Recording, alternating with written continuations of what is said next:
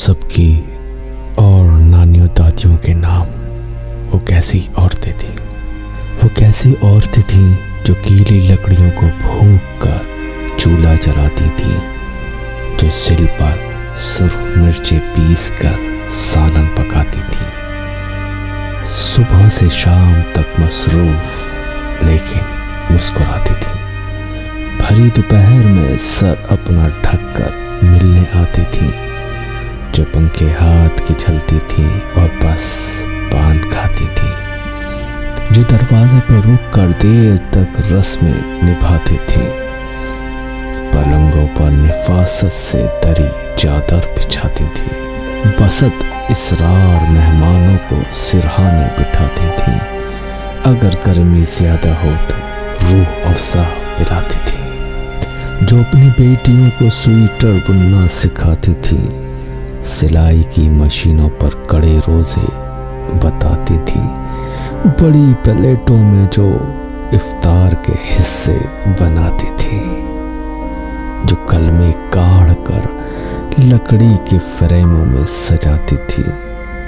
دعائیں پھونک کر بچوں کو بستر پر سلاتی تھی اور اپنی جاں نمازیں موڑ کر تکیہ لگاتی تھی،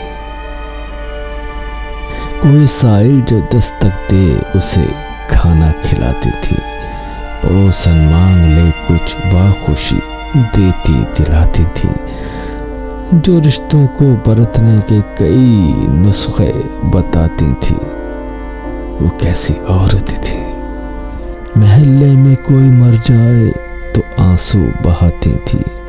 کوئی بیمار پڑ جائے تو اس کے پاس جاتی تھی، کوئی تہوار ہو تو خوب مل جل کر مناتی تھی، میں جب گھر اپنے جاتی ہوں تو فرصت کے زمانوں میں انہیں ہی ڈھونڈتی پھرتی ہوں گلیوں اور مکانوں میں، کسی میلاد میں، جزدان میں، تسبیح دانوں میں، کسی برآمدے کی طاق پر، باورچی خانوں میں، مگر اپنا زمانہ ساتھ لے کر کھو گئی ہیں وہ، کسی ایک